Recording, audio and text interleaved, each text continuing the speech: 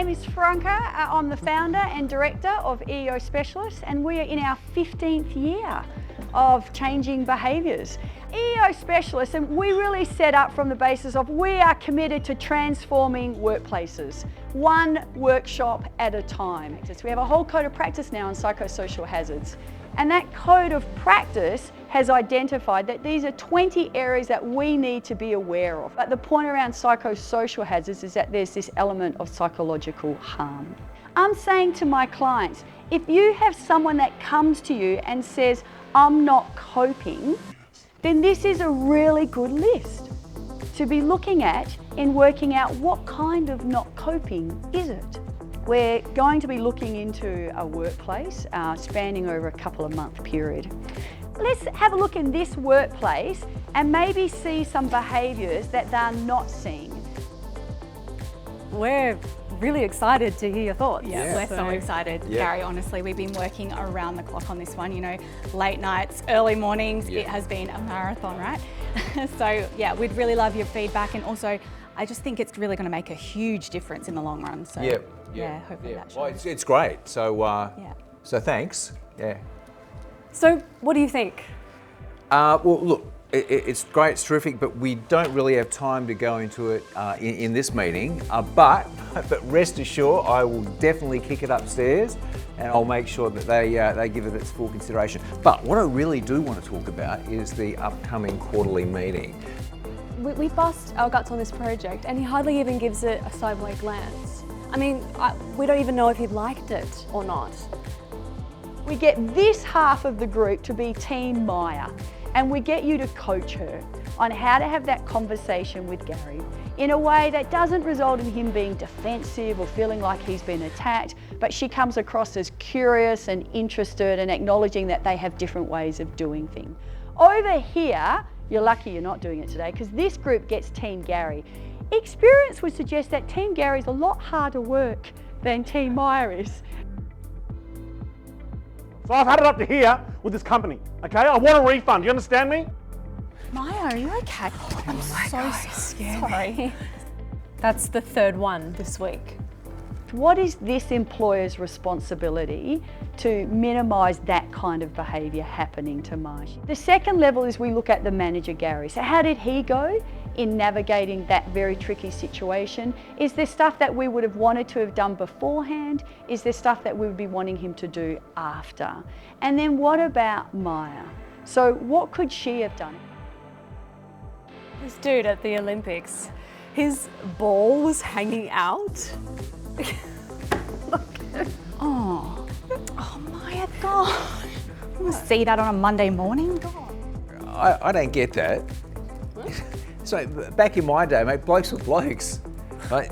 It was the chicks who were dancing around with all their bits hanging out. Not This is the good old days, eh, Gary? No, good old days is right, mate. Yeah, you know, it's hard not to feel a little bit like old dingle dangle here, though. I mean, but these days, right, it's not the spandex that's busting our balls. It's this lot with all their constant nagging. Good one, Gary. Yeah.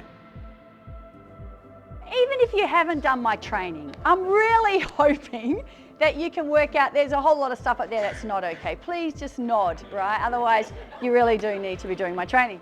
Lots of workplaces that we're in wouldn't realise that making a passing throwaway comment about someone based on their gender actually could now constitute an unlawful behaviour under our federal legislation.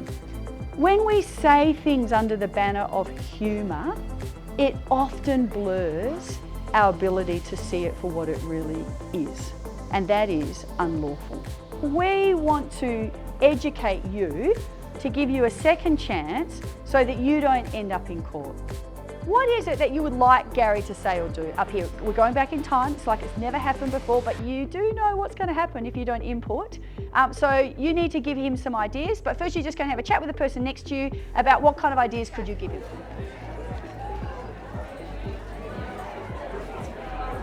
So if he goes off track and you're like, what is he? I can't, that is not what we said. Then you need to say stop and just tell him what you want him to say or do. Oh, that. Don't laugh. Maya, we need to go and have a coffee. That's great. Can I? That's great. Can I jump in? Yeah, sure. And are you okay? Oh, Miss Holland, please don't cry. I think it's starting to build up a bit, actually. Like, these calls are affecting me more than they used to. Last night, I barely slept because of yesterday's call, and I think what's happening here for Maya would probably fall in the space of that vicarious trauma. And in some ways, I think that's one of the trickiest ones because it creeps up on us. We've had an anonymous request come through the Innovations mailbox this week. Someone's suggesting that we potentially trial a 2-day work from home policy. it's not a bad idea, to be honest. You know, it could allow us to downsize our office space. So you're having a go at me about productivity. Like, are you serious, Kai? You of all people. No, mate, I was just trying to, I was making a joke, kind of like generally. Yeah, well, I'm feeling quite psychologically unsafe, and I shouldn't have to sit here and be humiliated in the workplace. What is psychological safety? When someone says, I don't feel psychologically safe, my job, Gary's job should have been, as a manager, to go, is there anything in this environment that created that? So that's his responsibility. If there's not, the fact that she says that should make him concerned for her. I've been having discussions with an AI specialist, all right, yeah, that finally bring us into the 21st century. So, and I got to say, some of the ideas and the initial discussions, very, very exciting, yeah. We're talking about things like guaranteed reduction in human error. There'll be some streamlining of staff, of course. Did you hear that he was saying this would streamline our positions? Does that mean we're fired? I spent 3 months doing that CRM procedure and now he's just going to replace me with a robot and I'm just going to have no job to come back to. While Kai is definitely in a mood of ambition and wonder in relation to the AI, I think he's in quite a different mood in relation to Claire and the promotion that she got previously. So let's listen into that. You're leaving early again today, are you? Yep, just got to get the kids, you know. Yeah, right, yeah. Oh. I'm thinking about having a couple of kids of my own, actually. Oh yeah? Yeah. I mean, it would just be nice to be able to, you know, leave late and, you know, leave early and rock up late every day. Yeah, well, you can have mine if you like. No, thanks. Your oldest is like 12, right? 13. Wow, Yeah. 13. That's crazy. And you're still just pumping them out. That's amazing.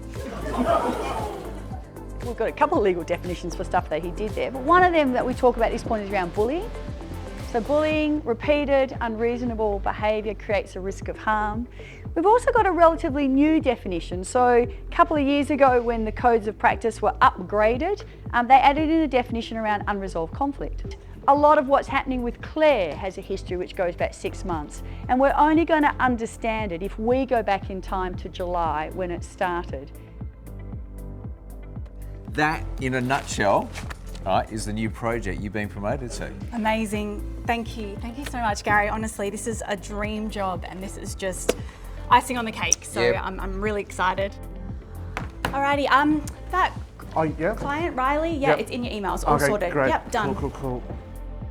Oh, I called Jane this morning. The conference is on track. Great, amazing, thank you. No worries. Oh, there's a meeting on site tonight with the client, 6 o'clock. Oh, did you get that email? Oh, yes. You already done it? I've already sent it to the terrace. That one's for you. Okay, Thank thanks. you. Thank you. No, I'm sorry, I completely forgot. Can you go without me? Yes, I know it's the 3rd time this week. Yes, well, I've got deadlines. What am I supposed to do? Yes, well, if I don't get this work done, I'm going to fall behind. Then everyone's going to start questioning my ability, which, you know, Kai already does. I just don't know how much longer I could keep doing this. You know, everyone thinks I've got it so easy. It's got it easy, right? Claire got the promotion. Gary, love you. Claire's got flexible work arrangements. I'm just worried about the kids. Claire's got it made. Well, you know what? I'm so disappointed, honestly, so disappointed. Claire is just failing at every aspect of She's her a life complete right now. failure. I feel so Everything sorry for I've her given her, kids. she's failed You know, at. she's such a Nothing bad but a mum failure. as She's a step well. aside. She's just, she should aside. quit. That's She's depression. doing It's a failure horrible after job. failure She's after failing. failure. Like, No, she's no, just I I failing. can't take it anymore. What's the most likely thing that she'll do? She will. She'll quit. If she's lucky enough, she can take a bit of time off, try and regroup, and then hopefully find a job that doesn't do that to her. The really sad thing I find about this is that it's your good people that you're losing. PricewaterhouseCoopers did a study in relation to for every dollar that you put in around, I'm going to say good wellness, good mental health programs, you get back $2.30. What would we want a good employer to do? What would we want Gary and her colleagues to notice or see or say? And what could Claire do so that she didn't get to that point? Because it started out so well back in July. Okay, find a couple of people, 3 or 4 that you want to have a chat with around, and now the questions.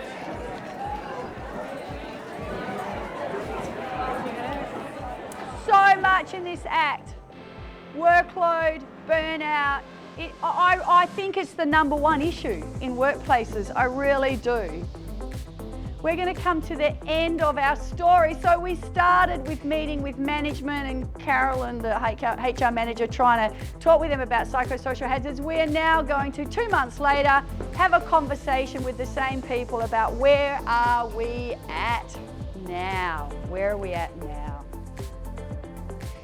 Now, this is a play, thank goodness. These are actors, and like all good actors, they do love a round of applause. So this is the chance to do that. This training is really just one big conversation about psychosocial hazards, and we're wanting you to get comfortable starting to talk about it, using those 20 questions as your lens to have that conversation.